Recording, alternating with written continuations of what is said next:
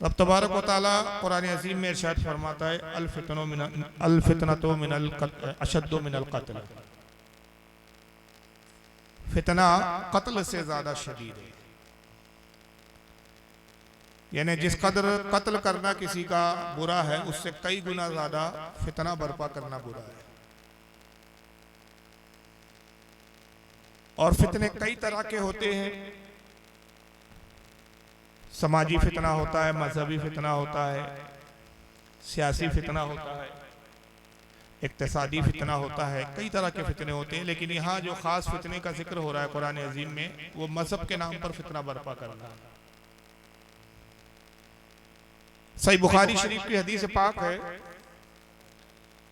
कि अल्लाह के रसूल सल्लल्लाहु ताला अलैहि वसल्लम एक मरतबा नमाज ईशा से फारिग होकर ईशा की नमाज आपने पढ़ाई और अपने हुजरे में तशरीफ ले गए। साहबा इकराम कहते हैं कि हम हुजूर के हुजरे पाक के बाहर बैठे हुए गुफ्तगू कर रहे थे। इरादा ये था कि कुछ देर हम फिर गुफ्तगू करेंगे और अपने अपने घरों की तरफ चले जाएंगे, रवाना हो जाएंगे। सरकार अपने हुजरे में तशरीफ ले गए और कुछ देर के बाद आका अपने हुजरे पाक से बाहर तशरीफ लाते हैं। और जिस वक्त आप तशरीफ लाए तो सहाबा इकराम कहते हैं कि हमने देखा कि अल्लाह के नबी सल्लल्लाहु अलैहि वसल्लम की जुल्फ़े मुबारक से, आपके बाल, सर के बाल शरीफ से पानी के कतरा टपक रहे थे। लिबास आपका बिल्कुल भीगा हुआ था। ऐसा मालूम हो रहा था कि जैसा आपने अपने जिस्म अतहर पर पानी डाला हो या गुस्ल किया हो। लगा है भाई, बराबर पूरा लगा है। अरे ये नीचे और ऊपर से नहीं होता, उसमें लग गया यानी फिट हो गया, नहीं हो गया, ये केबल में फॉल्ट है। दूसरा बुलाना पड़ेगा, केबल में फॉल्ट है या सेटिंग में फॉल्ट है।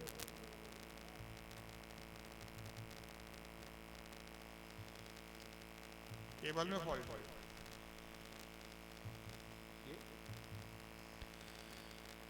इस हाल में जब आका तशरीफ लाए और आप पर, साहबा कहते हैं कि हमने देखा कि घबराहट की कैफियत तारी थी, आप घबराए हुए थे, परेशान मालूम होते थे।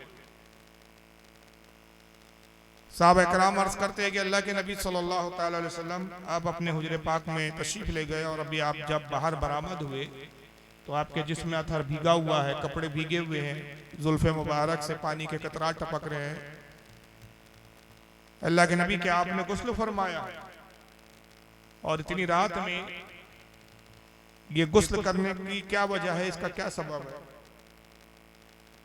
आका ने इरशाद फरमाया कि मेरे साहबा, ये जो तुम पानी के कतरात देख रहे हो, ये गुस्ल के पानी के कतरात नहीं है, ये पानी के कतरात नहीं बल्कि पसीने के कतरात है।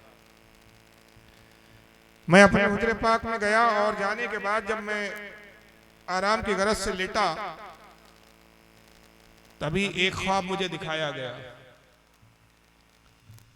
और मैंने उस ख्वाब में देखा जो कुछ चीजें मुझ पर वाज़ेह की गई, जो कुछ चीजें दिखाई गई, अगर वो तुम देख लेते तो अपने होश व हवास खो देते।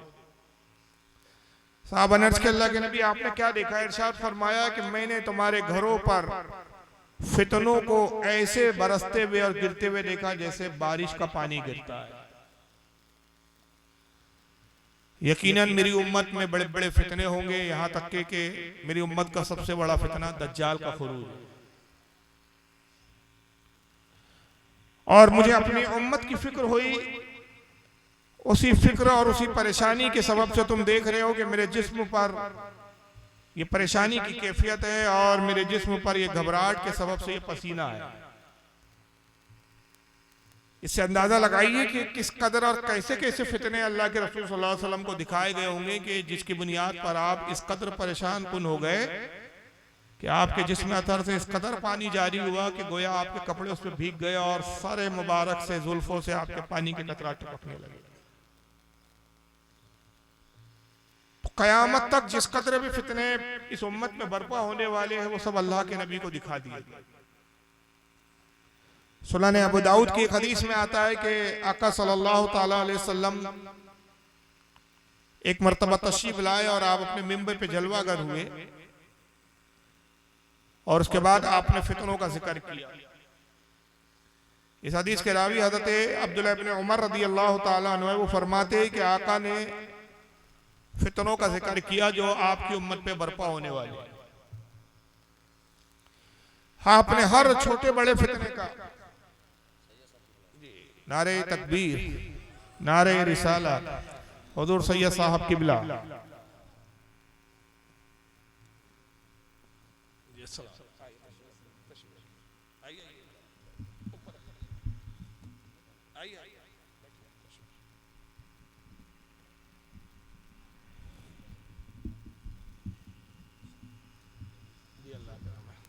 इसको लंबा कीजिए। अरे भाई ये सिस्टम में फॉल्ट है मेरा, अरे कंप्यूटर नया है भाई और अभी कंटिन्यू प्रोग्राम चल रहा है। हाँ,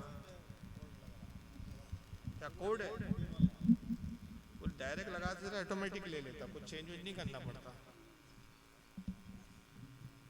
उसमें ऐसा कोई सेटिंग नहीं रहती है कुछ।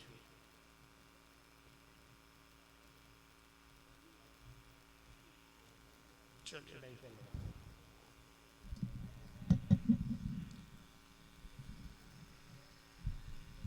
हज़रत अब्दुल्लाह इब्न उमर रदी अल्लाह ताला अन्हु फरमाते हैं,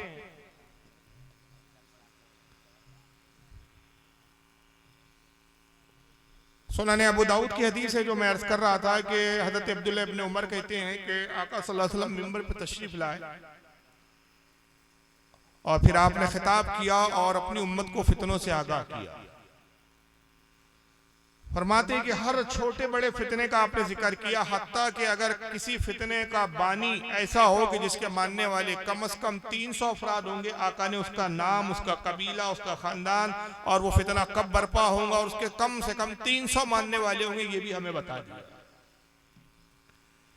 हुजूर फरमाते हैं, हमें सबसे, हज़रत अब्दुल्लाह इब्न उमर कहते हैं कि हमें सबसे बड़ा आलिम वो है कि जिसने उन बातों को जो हुजूर से सुना सबसे ज्यादा जिसने याद रखा। ऐसा कोई फितने का बानी नहीं है जो कयामत तक पैदा हो और आका सल्लल्लाहु अलैहि वसल्लम ने उस फितने के बानी का नाम, उसके बाप का नाम, उसके कबीले का नाम, उसके खानदान का नाम और उसके मानने वालों के बारे में और उसकी तादाद के बारे में ना बता दिया। इससे आका सल्लल्लाहु अलैहि वसल्लम के इल्म गैब का भी पता चलता है और साथ में जो सबसे अहम बात पता चलती है वो ये है कि इस उम्मत में फितनों का वाक़या होना ये मुकद्दर हो चुका है, ये तयशुदा बात। अब इन तमाम फितनों में जो हुजूर ने देखे और अपनी उम्मत को बताया, सहाबा ने उसको सुना, और तमाम फितनों में सबसे बड़ा फितना है फिरकावारियत का फितना। दीन के नाम पर अलग अलग जमातें बना लेना, दीन के नाम पर मुख्तलिफ अफकार और नजरियात कायम कर लेना, दीन के नाम पर नई बातों को ईजाद करना और असलाफ और सल्फ सालिहीन के तरीके से हटकर अपना एक नया तरीका ईजाद करना, ये फिरकावारियत होती है। दीन और फिरके में जो एक बुनियादी फर्क होता है वो ये एक बुनियादी फर्क है कि दीन वो होता है जो अल्लाह का बताया हुआ और अंबिया का कायम करदा होता है, भेजने वाला परवरदिगारे आलम होता है और उन तालीमात को लोगों में आम करने वाले और खुद उसको प्रैक्टिकल करके दिखाने वाले अंबिया इकराम होते हैं। और फिरका ये होता है कि गैर नबी, अल्लाह नबी की, अल्लाह रसूल की तालीम के मुखालिफ अपने खुद साख्ता नजरियात को उम्मत में और लोगों में आम करने की कोशिश करता है और उसका लोगों को पाबंद बनाने की कोशिश करता है। वो जो कुछ बनाता है या जो कुछ बताता है वही फिरकावारियत होती है, वही फिरके का बानी होता है, वही फिरका होता है। वो दीन नहीं होता, वो फिरका होता है। बहुत सारी इस ताल्लुक से हदीसें मिलती है फितनों के बारे में और फिरकों के बारे में। अगर उन तमाम हदीस को हम जमा करें तो कई ज़ख़ीम, कई जिल्दों में किताब तैयार हो सकती है। यहाँ तक कि इतने वाज़े अंदाज में आका सल्लल्लाहु अलैहि वसल्लम ने एक हदीस पाक फरमाई और बड़ी मशहूर और मारूफ हदीस है, बारहा आपने उस हदीस को सुना है। और शायद ही कोई ऐसा 1400 साढ़े 1400 साल में कोई ऐसा मुहद्दिस और आलिम गुजरा हो जिसने अपनी किसी न किसी किताब में, किसी न किसी हदीस के अंदर इस हदीस पाक का जिक्र ना किया हो। और इस हदीस पाक की जो खास बात है वो ये है कि तकरीबन 18 अजिल्ला सहाबा इकराम इस हदीस के रावी हैं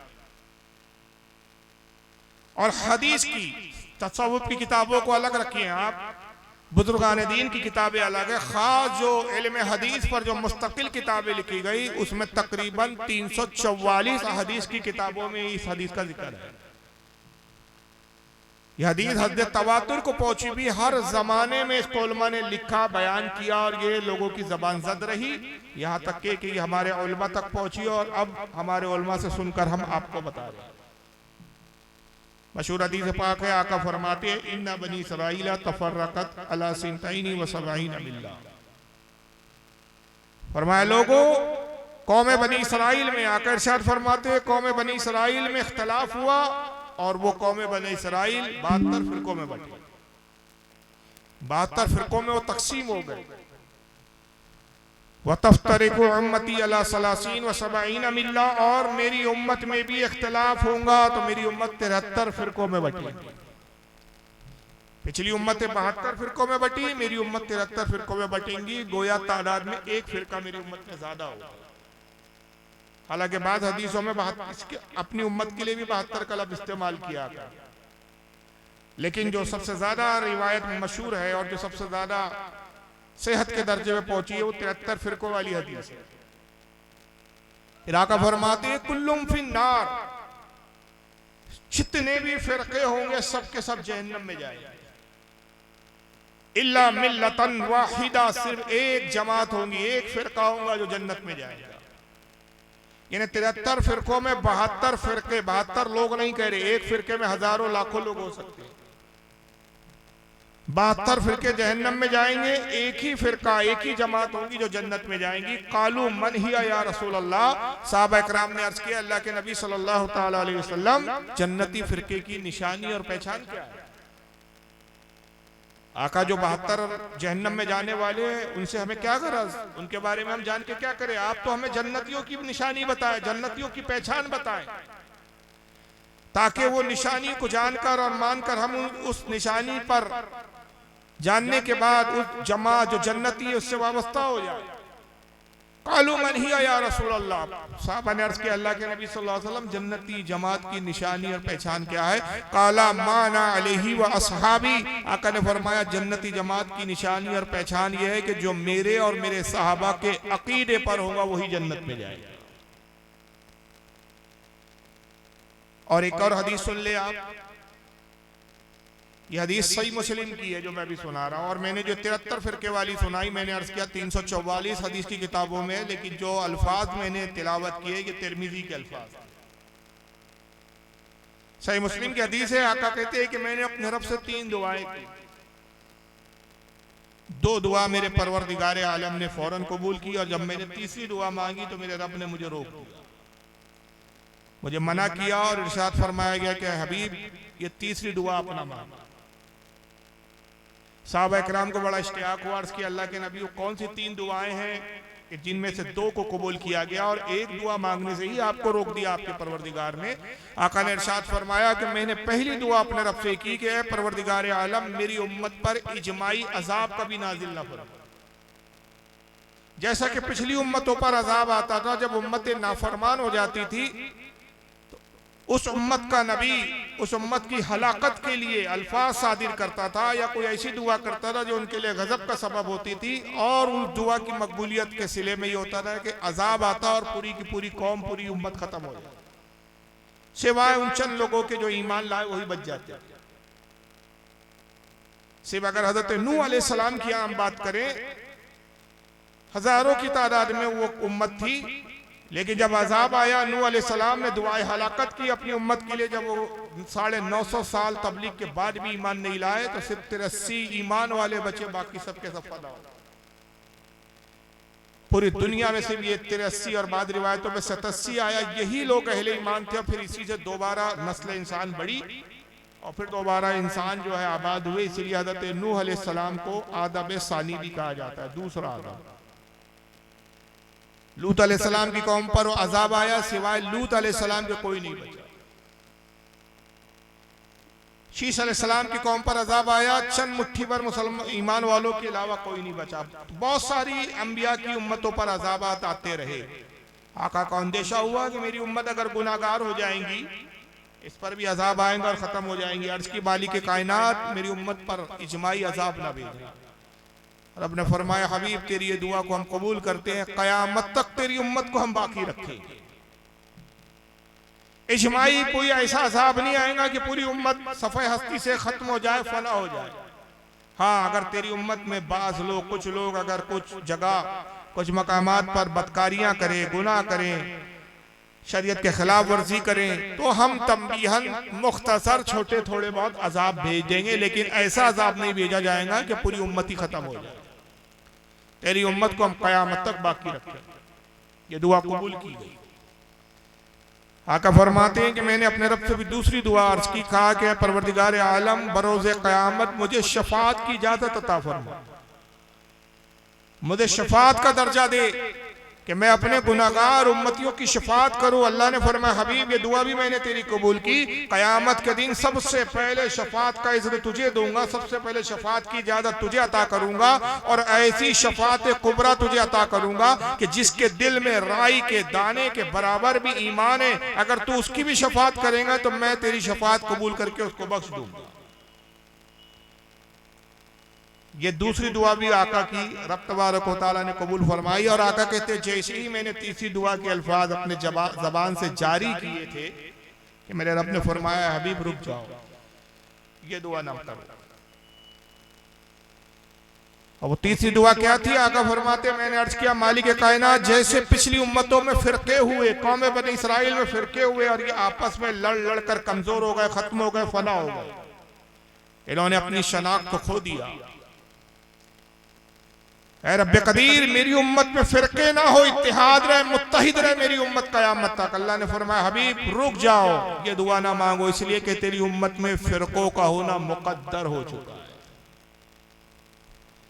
तेरी उम्मत में फिरके तो होंगे,